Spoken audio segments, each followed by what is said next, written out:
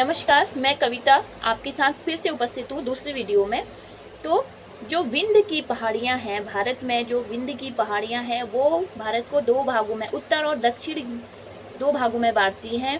जो उत्तर का भाग है उसमें इंडो यूरोपियन भाषा को बोलने वाले, इंडो यूरोपियन परिवार की भाषा को बोलने वाले लोगों का बहुमत है, और दक्षिण में द्रविड़ परिवार की भाषा को बोलने वाले लोगों का बहुमत है।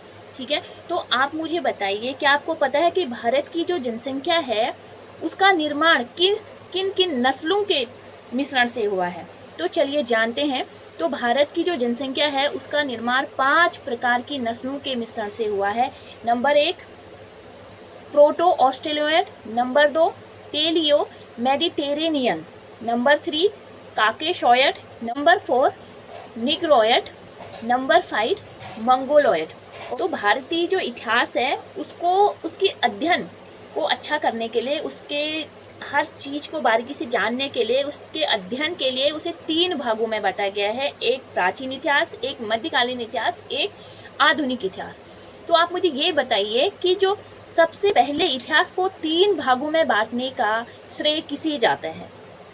तो सबसे पहले, चलिए इसे भी मैं ही बता देती हूँ। तो सबसे पहले इतिहास को 3 भागों में बांटने का श्रेय जाता है क्रिस्टोफ सेलियस को, जो जर्मन के विद्वान थे, इतिहासकार थे।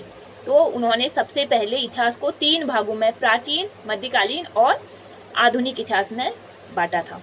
ठीक है, तो अब मुझे बताइए संहिता किसे कहते हैं? तो आइए इसी में बता देती हूँ संहिता किसे कहते हैं। जो हमारे सबसे बड़ा धर्म ग्रंथ है, सबसे प्राचीन धर्म ग्रंथ हमारे क्या है? वेद हैं। और वेदों की रचना किसने की है? महर्षि द्वैपायन, महर्षि कृष्ण द्वैपायन वेद व्यास जी ने की है, जो 4 प्रकार के हैं: ऋग्वेद, यजुर्वेद, सामवेद, अथर्ववेद। इन चारों वेदों को संहिता भी कहा जाता है। इन चारों वेदों को संहिता कहा जाता है। तो अगर ये जानकारी आपको यूजफुल लगे तो इस वीडियो को लाइक करें, शेयर करें एंड सब्सक्राइब करें। मैं मिलती हूँ आपको एक नई वीडियो में, तब तक के लिए धन्यवाद, बाय बाय।